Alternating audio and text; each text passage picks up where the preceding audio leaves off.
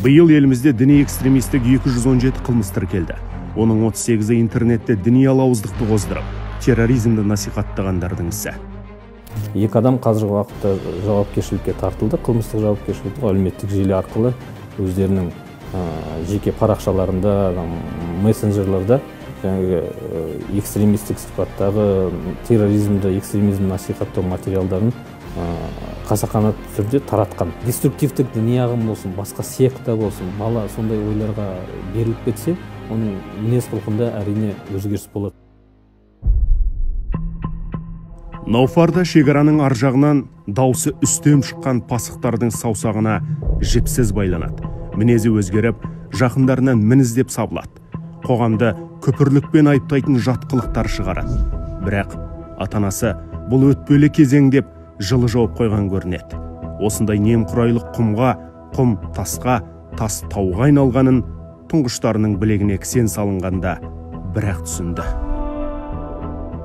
Көрген уағыздарым сол Абдулла Зыфарны тыңдадым, одан кейін Садық Самарқан дейді. Жихадқа шақырған уағыздарда уже ой бұзыла бастады. Мен ойладым, олар дұрыс шақырып жатқан шығар, дұрыс айтып жатқан шығар деп ойладым. Мысалы, имам Матуридині жамандайды, мысалы, имам Абу Ханифаны жамандайды. Құран мен сүннетте қалай келді, солай қабылдаймыз деп ар шетінде мағына мен мақсат іздемей шектеліп қалады. Ойды шектеп тастайды. Философия харам деген мәселе, Матуриди адасқан деген мәселе осыдан шығады. Матуриди өйткені ақылға жүгінеді ғой. Ақылға жүгінуді бұлар кәдімгідей үзілді кезі қарсы шығады. Ақылға салуға болмайды, ақыл жұмсамаңдар деген әңгіме содан қалған. Бухвализм ең үлкен қауіп. Ол өмірді даттап, өлімді ақтап, соғысты насихаттап, лаңкестерді ұлықтаған шет тіліндегі материалдарды әлеуметтік желідегі парақшасында жариялапты. Және жүздеген адам қауіпті контенттің мазмұнына үңілмесе де лайк басып үлгерген. 2018-де сол Шымкент медресе колледжіне оқуға түсем. Одан кейін уже оларға деген ой қарастарым бәрі өзгере бастады уже. Қарасам, олар адасып кеткен екен, уже ұстаздардан сұрап біле бастадым уже. Оларды естуге болама болмаймын. Мен уже тергеуде кезінде, уже маған переводын әкеліп берді, уже қарасам, басқаша нәрсе қылып көрдім өзім. Біздің кейінгі буын, жас буын мүмкіндігінше осы қазіргі таңда медиа сауатты болған дұрыс. Өйткені қазіргі таңда осы радикалды деструктивті діни идеологиялар таратушы негізгі бір көздер, бұл ақпарат көздер, оның үшін интернет желісі деп айтуға болады. Радикал топтар көбінесе өздеріне адамдарды тарту үшін маркетинг әдістерін қолданады. Бірінші көзге түсетін жаңағы біздің жас қарындастарымыздың, болмаса жас бауырларымыздың бір статустар болады, өмірден түңілген. Мысалы, олар солар бірінші ілінетті қармаққа. Өйткені оларға жылы сөйлеу арқылы өзіне тартады.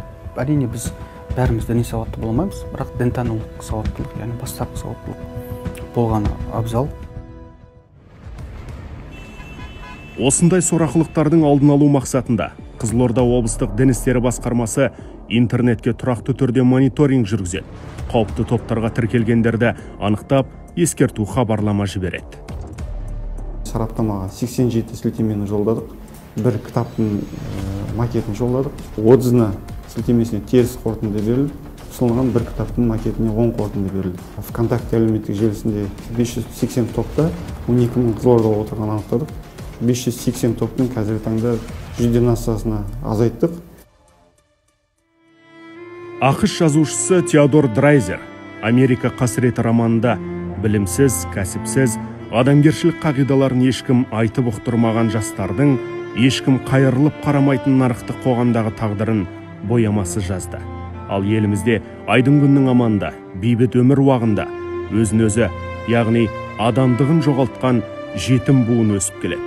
Үңірейген бош жүректер құлазиды. Қымызегірім мойында істеген нәрсем бүгін.